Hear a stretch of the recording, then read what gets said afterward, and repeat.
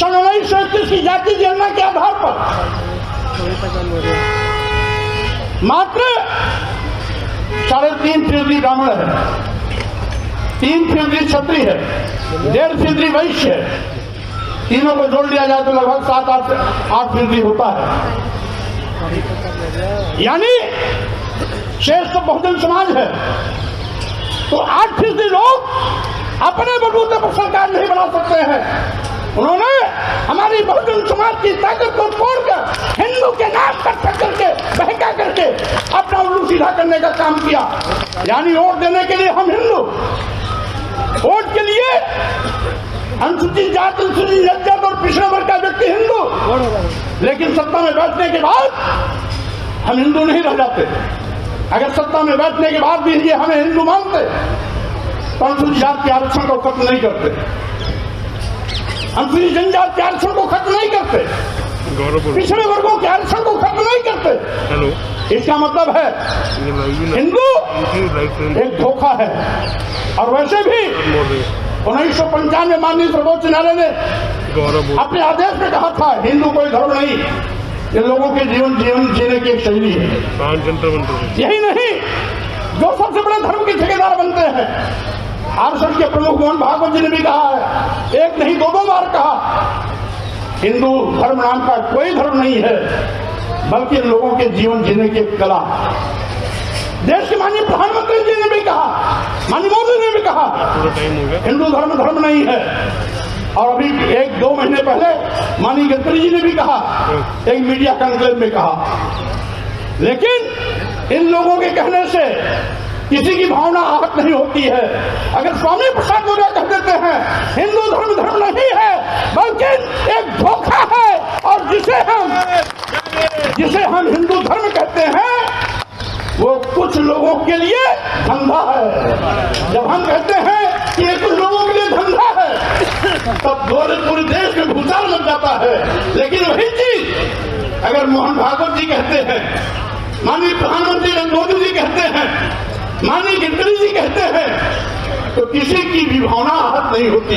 अगर वही चीज स्वामी प्रसाद मौर्य कह देते हैं तो लोगों की भावना इतनी कमजोर होती है कि उनकी भावनाएं आहत हो जाती है। क्या विडंबना है।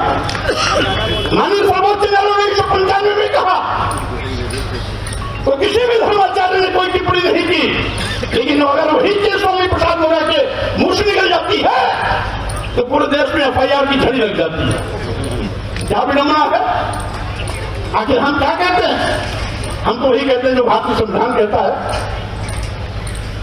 अनुच्छेद 14 में सबका स्पष्ट है कि धर्म, वर्ण, जाति, लिंग, जन्म स्थान के आधार पर किसी के साथ कोई भेदभाव नहीं किया जा सकता। अगर भेदभाव नहीं किया जा सकता तो सत्ता में बैठे हुए लोग आज खुला हमारे साथ सत्ता व्यवहार क्यों कर रहे हैं?